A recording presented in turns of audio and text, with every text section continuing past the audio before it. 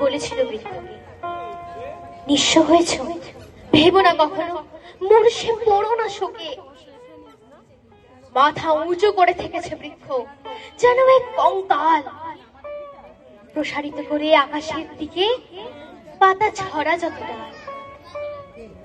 হিমরাত শেষে নীরবে যখন বসন্ত এলো দ্বারে, বিস্ময় দেখি সে ডালে রঙিন হাজারো অলংকারে। নিচে বিবর্ণ ছড়া পাতাগুলো ওরাই দিয়েছে সব, নিচে বিবর্ণ ছড়া পাতাগুলো ওরাই দিয়েছে সব। প্রিয় অরণ্যে রেখে গেছে এই বসন্ত উৎসব, প্রিয় অরণ্যে রেখে গেছে এই বসন্ত উৎসব। নমস্কার, আমি আরুষি দে। আজ আমার সামনে যারা বসে আছে সকল গুরুজনদের আমার প্রণাম এবং ছোটদের আমার এক আকাশ ভালোবাসা। আজ এই বসন্ত উৎসব উপলক্ষে আমার একটি নিবেদন, কবি মন্দাক্রান্ত সেনের লেখা কবিতা অর্জুন কৃষ্ণচূড়া কথা। অর্জুন গাছ একা ছিল ওই মাঠে, আর্য পুরুষ আভিজাত্যের দম্ভ, নত যেন হলো সব কাজ তার কাছে। এটুকু শুধু কাহিনীর শুভারম্ভ। কোথা থেকে এলো কৃষ্ণচূড়ার বীজ? যুবতী হলো সে কয়েক বছর পরে, সাঁওতালি মেয়ে, খোপায় তীব্র লাল। অর্জুন তাকে চাইলো আপন করে,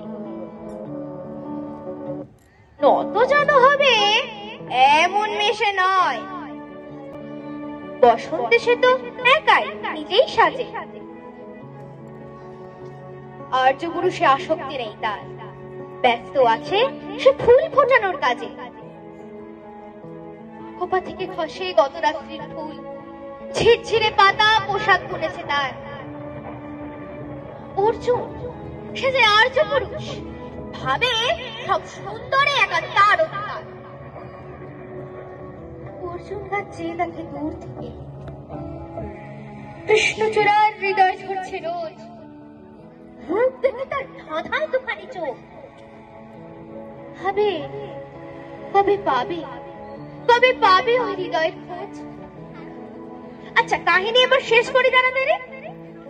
কৃষ্ণচূড়ার জেদ খানি বড় বেশি, অভিমান সেও বিকাবে না কারো কাছে, বরঞ্চ হবে বন্ধু বা প্রতিবেশী।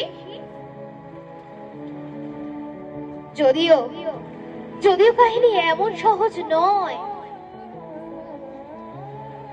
অর্জুনের শুধু বাকুল ঝরেছে, ঝরে ঝরে। কৃষ্ণচূড়া রক্ত ছড়াতে জানে, আর্য পুরুষ হার মানে অন্তরে।